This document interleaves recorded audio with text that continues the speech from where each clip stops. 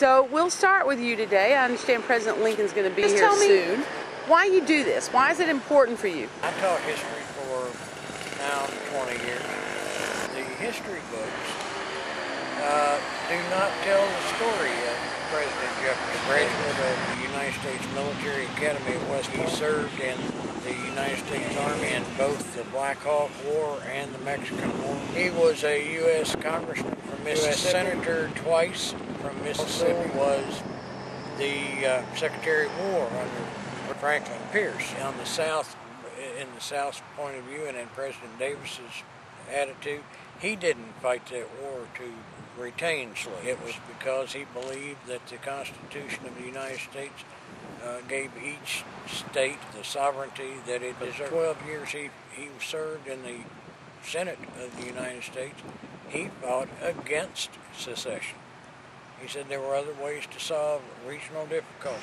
So basically your interest was in just an important historical and interesting historical person, and nobody talked about it. Now here is the other half of our divided nation here. We can do that again. Yes, we can. There you go. This is something that you're only going to see on Columbia Happenings. Well, Mr. Allen, I'm going to ask you the same question. Why do this? Why is it important? I think it's very important to bring history to life. And it gives the people that are involved in it a catalyst to go out and study history, to, in fact, bring it alive. My particular part, you go and, I bring Lincoln to life for all kind of. I have people come up to me years after said, I remember you. They become interesting. And what's your background? How did you come to Lincoln? And I grew this beard one summer. I taught people to say, you look just like Abraham Lincoln. Has anybody ever told you that? And I actually, I wasn't a Lincoln scholar.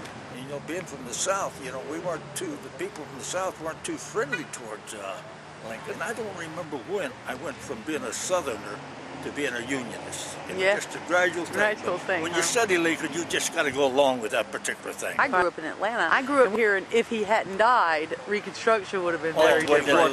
What if? And of course, Jefferson Davis said the same thing. He said it's a biggest loss for the South than it is for the Union.